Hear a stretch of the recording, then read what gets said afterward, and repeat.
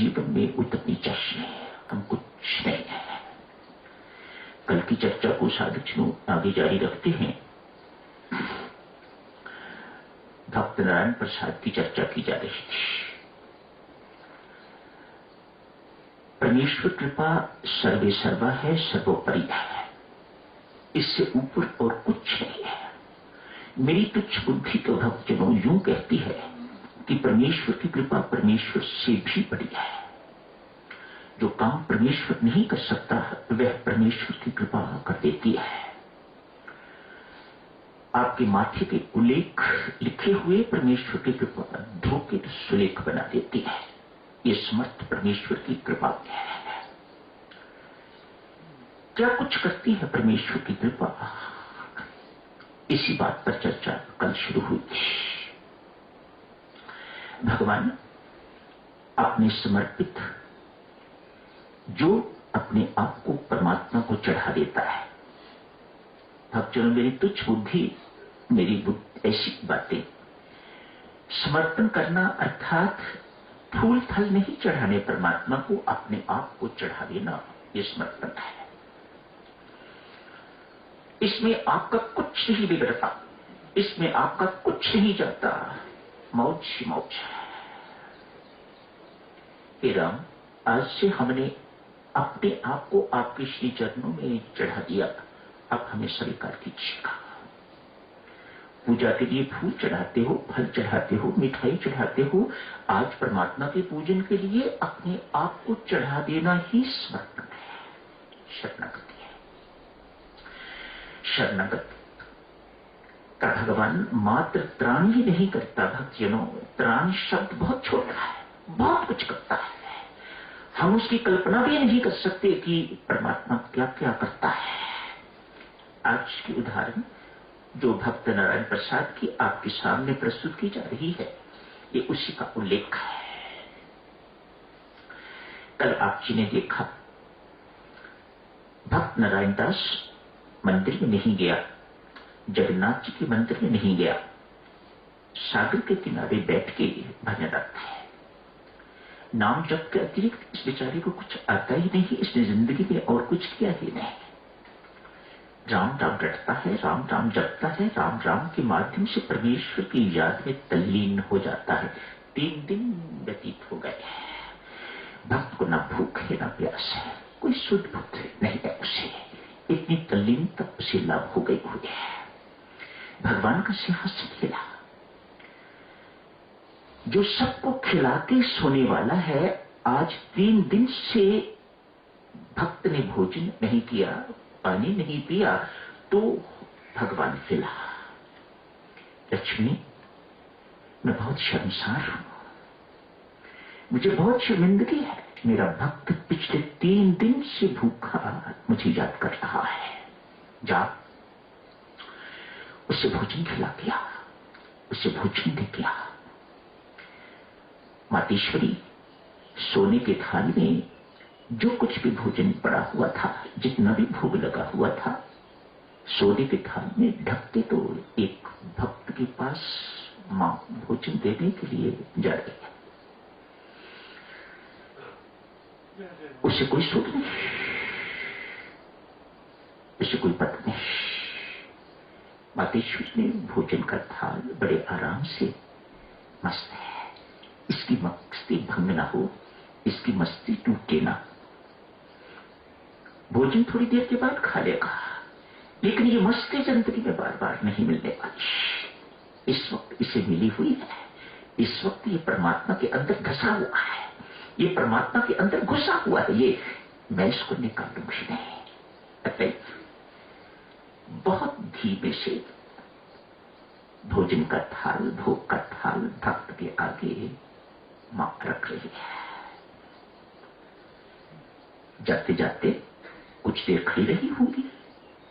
ऐसे भक्त को मां का देखने को मन करता है, भगवान का मन बार बार ऐसे भक्त को देखने को करता है। मैं तो देखने को कह रहा हूं, यदि भगवान को कहना हो तो वे कहेंगे मेरे अंदर ऐसे भक्त के दर्शन करने की बड़ी भारी लालसा हुआ करती है, मैं बड़ा भारी लोभी हूं ऐसे भक्त के कुछ देर मां खड़ी रही होंगी, चली गई। अपना कंधर हिलाया, अपनी पायल हिलाई, मानो भक्त को कुछ पता लगे भूखा है। आखिर मां ठहरी। कोई मां अपने पुत्र को भूखा सहन नहीं कर सकती, अतएव जानबूझ के किया है। कंधर हिलाए हैं, पायल हिलाई है, ताकि इसकी आंख खोले, ये भूखा है, भोजन करे। इसे पता नहीं, पर मुझे पता है। मां हूं ना, मैं पुत्र की हर एक बात को, अंदर की बात को जानती हूं। भूखा है, प्यासा है। आगे भोजन देखा, बहुत प्रसन्न। भगवान की वत्सलता पर अति मुग्ध हो गया है भक्त। पेट भर के भोजन खाया, मानो कुछ बाकी नहीं छोड़ा। आंख लग गई, ढेर सारा भोजन खाया हुआ था, आंख लग गई। सो गया है भक्त। नारायण प्रसाद सो गया है, पास ही सोने का थाल, रुमाल इत्यादि पड़ा हुआ है। क्या दिखता है? कुछ व्यक्ति आके, बड़े हट्टे बट्टे 3-4 व्यक्ति आए हुए हैं, आके पांव से हिला रहे हैं। उठ चोर कहेगा, उठ चोर कहेगा, उठ चोर कहेगा। पांव से ठुड्डे खा के तो भक्त जागा है। क्या बात है? भगवान जगन्नाथ के मंदिर से सोने का थाल चुराने वाला चोर, आज एक भक्त चोर घोषित कर दिया गया है। 4 लोग थे हट्टे कट्टे, चारों ने पकड़ के उसे राजा के सामने पेश किया। देवियों, राजा साहब के हुक्म से आधा घंटा राजा के सिपाहियों ने चाबुक मारे। निरपराधी, कोई अपराध नहीं किया हुआ। आधा घंटा चाबुक खाए हैं, लेकिन मस्ती नहीं टूटी, भजन कीर्तन में रत है। चाबुक खाता हुआ भी मानो जैसे नाच रहा है। एक चाबुक पड़ता इधर से तो इधर नाचता, इधर से चाबुक पड़ता तो इधर नाचता, नाचता झूमता हुआ भक्त नारायण प्रसाद। लगा इसको तो कोई फर्क ही नहीं पड़ रहा। आधे घंटे के बाद छोड़ दिया है। आज रात्रि राजा साहब को नींद नहीं आ रही। बार बार भगवान जगन्नाथ मंदिर में विराजमान बार बार इसे दर्शन दे रहे हैं। पीठ से खून बह रहा है। सोचा स्वप्न है, टूटा। राजा सो गया, फिर स्वप्न, फिर स्वप्न। न रह गया तो जगन्नाथ जी के मंदिर इत्यादि इस सब राजा के अधीन है। जाके मंदिर खुलवाया, पुजारी को जगाया, मुख्य पुजारी इत्यादि, उनसे मंदिर खुलवाया। क्या देखते हैं? वास्तव में भगवान की मूर्ति से खून बहता हुआ फर्श पर आ रहा है।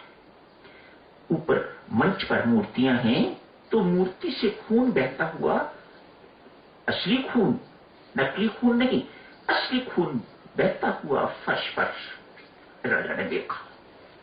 राजा को बड़ा भारी झटका लगा। भक्त नारायण प्रसाद को ढूंढो।